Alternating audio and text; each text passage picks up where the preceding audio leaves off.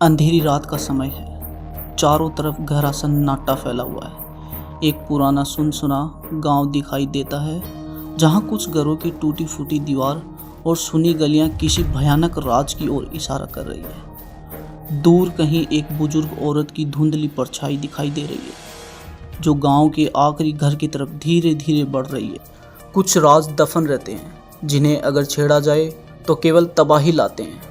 यह कहानी है कर्ण पिशाचिनी की, एक ऐसी आत्मा जो सिर्फ बदला नहीं चाहती, बल्कि हर उस इंसान को सज़ा देती है जिसने उसे भुला दिया।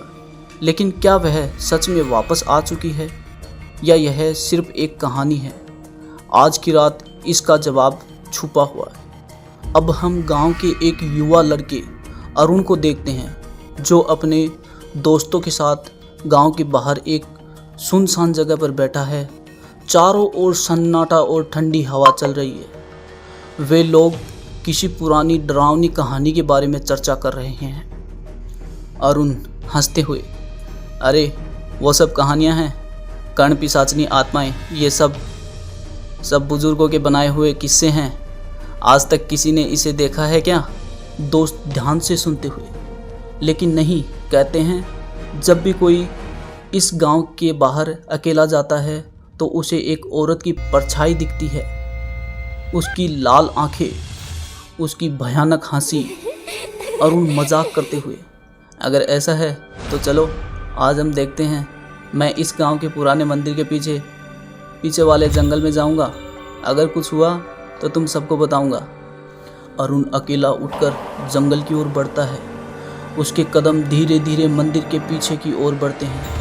जैसे ही वह जंगल के किनारे पहुंचता है, हवा अचानक बहुत ठंडी हो जाती है और चारों ओर सन्नाटा छा जाता है। पेड़ हिलने लगते हैं और एक अजीब सी आवाज़ सुनाई देती है। अरुण रुकता है और उसे महसूस होता है कि कोई उसे देख रहा है। उसकी नज़र चारों ओर घूमती है, लेकिन कोई नहीं दिखता।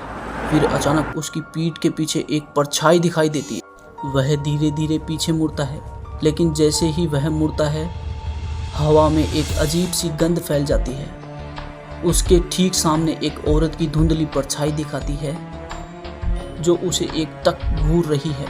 उसकी आंखें लाल होती है और उसके होठों पर एक डरावनी मुस्कान। और उनकी आंखें चौड़ी हो जाती है। वह चीखने की कोशिश करता है, लेकिन आवाज़ नहीं निकलती। परछाई धीरे धीरे उसकी ओर बढ़ती है। तभी अचानक पूरा दृश्य अंधेरे में डूब जाता है। अरुण ने जो देखा वो सच था या उसकी कल्पना? कौन थी वो औरत, और क्यों उसका साया इस गांव पर मंडरा रहा है? क्या यह कर्ण पिशाचिनी की वापसी है या कुछ और? इसका जवाब अगले एपिसोड में छुपा है।